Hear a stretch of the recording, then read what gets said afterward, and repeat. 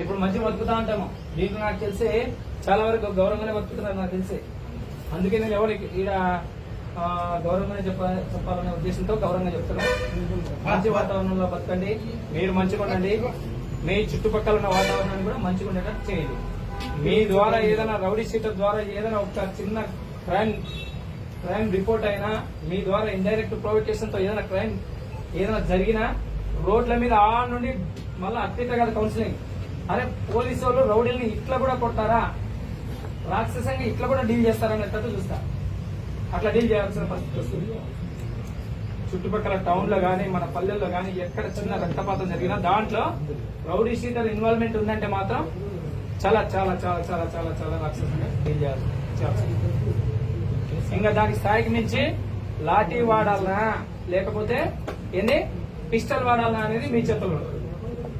మీరు మంచిగా ఉన్నారనుకో మేము కూడా గౌరవిస్తాం. అరే వాడు ఒకప్పుడు రౌడీ షీటరు, ఇప్పుడు ప్రశాంతంగా వాడు బతుకుతా ఉన్నాడు, వాడిని అనవసరంగా సఫర్ చేయకూడదు అని మేము కూడా ఏం చేస్తామో కొద్దిగా సింపతి ఉంటది. ఎవరైతే మంచి సత్ప్రవర్తనతో బతుకుతున్నారో వాళ్ళకి కుదిరితే వాళ్ళ రౌడీ షీట్లు కూడా క్లోజింగ్ కి మేము సపోర్ట్ చేస్తాం. అయితే ఎట్లుండాలా, మీరు మంచి వాతావరణంలో బతకాలా, భవిష్యత్తులో కూడా వీడు నేరం చేయడం అని మేము భ్రమిస్తే మేము ఆ సీనియర్ ఆఫీసర్స్ కి ఖచ్చితంగా మేము ప్రపోజల్ పెడతాం. రెండోది, ఏదైనా క్రైమ్ జరిగిందంటే మాత్రం నేను చెప్పిన ఆఫర్లు అన్నీ ఉంటాయి. ఆఫర్ తో పాటు ఏంది పిల్లల్ని వదిలేసి పీడీ యాక్ట్ మళ్ళీ 2-3 ఏళ్ళు జైల్లో ఉండాల్సి వస్తుంది. పీడీ యాక్ట్లు పెడతాము. ఎక్స్టర్మెంట్స్ అంటే జిల్లా బహిష్కరణలు. దయచేసి ఈ పరిస్థితులు పెట్టుకోదండి. ఇప్పుడున్న జీవితంలో మనిషి లివింగ్ స్పాన్ చాలా తక్కువ. ఈ కొద్ది జీవితంలో మనం 2-3 ఏళ్ళు ఎక్కడ ఉంటాం, జైల్లో ఉంటాం. 2-3 ఏళ్ళు జైల్లో ఉంటే ఏముంటది, ఏం జీవితం అనుభవించినట్టుంటది. పిల్లలు ఒక దగ్గర, మనం ఒక దగ్గర, అదేమన్నా జీవితమా? కనుక దయచేసి చెప్తున్నా, మంచిగా బతుకోండి. మీకు ఏ ప్రాబ్లం వచ్చినా గతంలో చేసింటారు, ఇప్పుడు ప్రశాంత వాతావరణంలో బతుకుతా ఉంటారు. మీకు ఏదైనా ఆపద వచ్చినా, ఏదైనా ఏ సమస్య వచ్చినా డైరెక్ట్ అప్రోచ్ కండి. రౌడీ షీటర్ అన్యాయం జరిగినంత మాత్రం పోతేనే రౌడీ షీటర్ని కొడతారనే భ్రమ ఏదంటే తీసేయండి. ఏదైనా సమస్య వచ్చినా కూడా మేము ఇన్వాల్వ్ అవుతాం. దయచేసి మంచి వాతావరణంలో బతుకుదాం. సరేనా? మంచిగా ఉందామా? సరిపోలే, ఇంకా సరిపోలే.